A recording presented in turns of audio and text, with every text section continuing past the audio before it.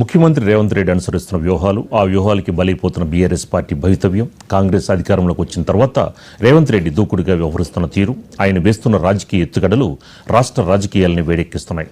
కొంతకాలంగా బీఆర్ఎస్ పార్టీని రేవంత్ రెడ్డి ఉక్కిరిబిక్కిరి చేస్తున్నారు. వరుస విచారణలతో కేసీఆర్ కుటుంబంతో పాటు బీఆర్ఎస్ నాయకుల చుట్టూ ఉచ్చు బిగిస్తున్నారనే వాదన బలంగా వినిపిస్తోంది. ముఖ్యంగా 3 కీలకమైన కేసుల్ని ప్రభుత్వం సీరియస్గా ముందుకు తీసుకెళ్తోంది. అవి phone tapping case, Kaleshwaram commission విచారణ మరియు ఈ కార్ రేసు విచారణలు. ఈ కేసుల విచారణలు శరవేగంగా జరుగుతున్నాయి.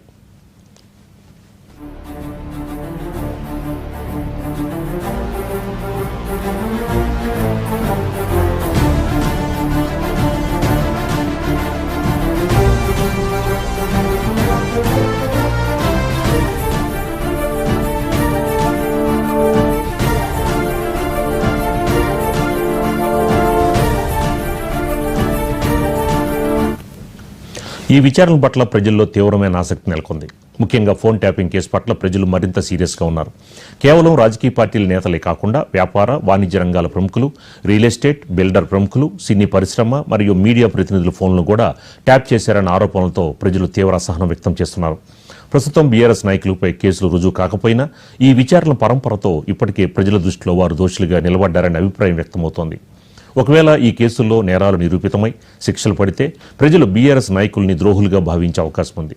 అలా జరిగితే ముఖ్యమంత్రి రేవంత్ రెడ్డి వ్యూహం పూర్తిగా సక్సెస్ అయినట్టేనని రాజకీయ విశ్లేషకులు అభిప్రాయపడుతున్నారు. రేవంత్ రెడ్డి అనుసరిస్తున్న ఈ దూకుడైన వ్యూహం తెలంగాణ రాజకీయాల్లో ఎలాంటి మార్పులు తీసుకొస్తుందో చూడాలి.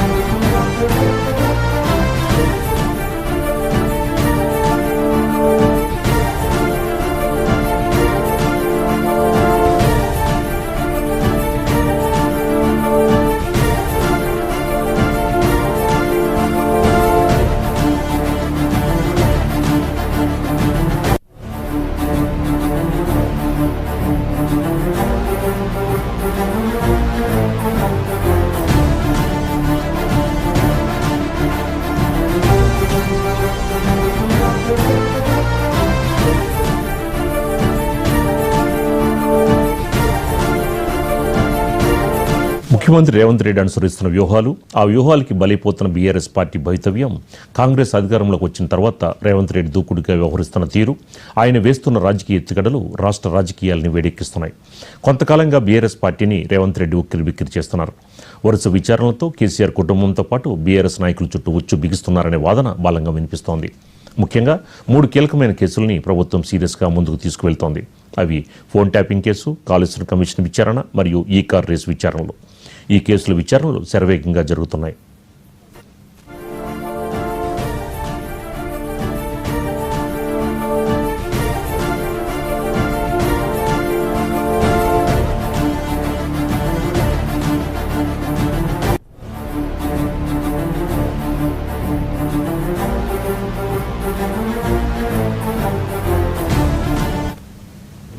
ఈ విచారణ పట్ల ప్రజల్లో తీవ్రమైన ఆసక్తి నెలకొంది.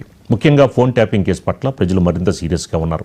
కేవలం రాజకీయ పార్టీల నేతలే కాకుండా వ్యాపార, వాణిజ్య రంగాల ప్రముఖులు, రియల్ ఎస్టేట్, బిల్డర్ ప్రముఖులు, సినీ పరిశ్రమ మరియు మీడియా ప్రతినిధుల ఫోన్లను కూడా ట్యాప్ చేశారన్న ఆరోపణలతో ప్రజలు తీవ్ర అసహనం వ్యక్తం చేస్తున్నారు. ప్రస్తుతం బీఆర్ఎస్ నాయకులపై కేసులు రుజువు కాకపోయినా ఈ విచారణల పరంపరతో ఇప్పటికే ప్రజల దృష్టిలో వారు దోషులుగా నిలబడ్డారనే అభిప్రాయం వ్యక్తమవుతోంది. ఒకవేళ ఈ కేసులో నేరాలు నిరూపితమై శిక్షలు పడితే ప్రజలు బీఆర్ఎస్ నాయకుల్ని ద్రోహులుగా భావించే అవకాశం ఉంది. అలా జరిగితే ముఖ్యమంత్రి రేవంత్ రెడ్డి వ్యూహం పూర్తిగా సక్సెస్ అయినట్టేనని రాజకీయ విశ్లేషకులు అభిప్రాయపడుతున్నారు. రేవంత్ రెడ్డి అనుసరిస్తున్న ఈ దూకుడైన వ్యూహం తెలంగాణ రాజకీయాల్లో ఎలాంటి మార్పులు తీసుకొస్తుందో చూడాలి.